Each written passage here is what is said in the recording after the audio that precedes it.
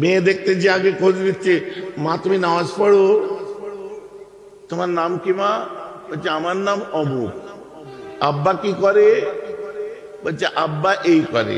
কতদূর পড়াশোনা করেছো মা? আমি গ্রাজুয়েশন করেছি।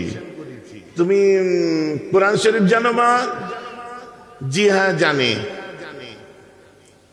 একটা খুব লজিক্যালি আমায় যুবকেরা বুঝিয়ে দাও, ভাইরা বুঝিয়ে দেন। ওর বাপের নাম জানেন না, হচ্ছে মেয়ে দেখতে বাড়ি চলে গেছে। মেয়ের নাম জানে না, মেয়ে দেখতে চলে গেছে। মেয়ের এডুকেশন, কোয়ালিটি, কোয়ালিফিকেশন, পোটেনশিয়ালিটি জানে না, সেই মেয়ে বউ করার জন্য দেখতে চলে যায়। সব জেনে বুঝে যাওয়ার পরেও জিজ্ঞাসাবাদ। লাস্ট একটা বলে কোরআন শরীফ জানো মা? বলে হ্যাঁ। এক বছর পরে বলছে হুজুর দোয়া করবেন। বলে কেন? বলছে আমার বাড়ির সংসার একদম ধেই নাচান নাচাচ্ছে, সবাইকে নাচিয়ে দিচ্ছে, এমন বউ এনেছি। বলে কেন? আর বলবেন না। হ্যাঁ কি হয়েছে? কেসটা তদন্ত করে দেখা যাচ্ছে জেবিএল এর ডিজে, বিদেশি পানি, 5,000 আতঙ্কবাদী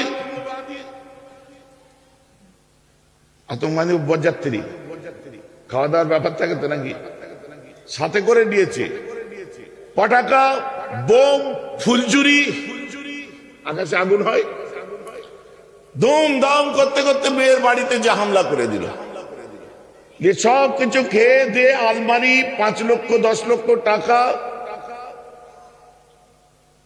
মোটরসাইকেল, 4 চাকা, সব লরি গাড়ি ভর্তি করে নিয়ে চলে আসলো।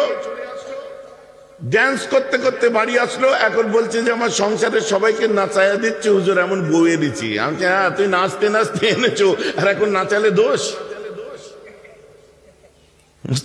তুমি তোকে নাচতে নাচতে এনেছো, নাচতে হয় তুমি তো জানো, তোমায় এখন নাচাচ্ছে, নাচাও।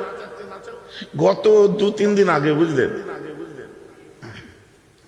একটা বিয়ে আমি নিজে প্রত্যক্ষ করেছি। আমায় আবার দাওয়াত করেছে হুজুর, আবার মাথায় টুপি, সুন্দর দাড়ি। আমি গাড়ি নিয়ে পৌঁছেছি। পৌঁছাবার পরে এটা মিউজিক বাজে না? আমার প্রতিবেশী হিন্দু ভাইদের বিয়েতে বাজে না? হ্যাঁ, শেহনাই বলে। আমি যে দেখি তাই বাজছে। বুঝতে? আমাকে বলছে হুজুর খাবেন চলেন। আমি যেখানে আছি ঠিক পাশে। আপনারা খান, আমি যাচ্ছি। কোথায় যাবেন? বিশাল নাম করা মানুষ, বুঝতে পারছেন। আমার দ্বারা খাওয়া টাওয়া হবে না।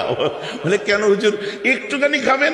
আমি না, আমার খাওয়া চলবে না। বলছি সাদা ভাত খাবেন? আমি আমার তাও চলবে না। বলছি একটু বসেন তো। আমি বলছি না, ওখানে বসলে আমার মাথার উপর পড়বে। বলে কি পড়বে? আমি যেটা এখন তোমাদের মাথার উপর পড়ছে। কি পড়ছে? আমি দেখতে পাচ্ছ না? টাটার রড সাপ্লাই হচ্ছে, কবরে যাও, বাবার নাম ভুলিয়ে দেবে। হুজুর বুঝলাম না। আমি যে আর কবে বুঝবেন? ঝোড়া কোদাল থাকলে বুঝবেন। সরি, আপনার সঙ্গে আজকের পর থেকে হয়তো আমার দুশ্মনী বেড়ে যেতে পারে।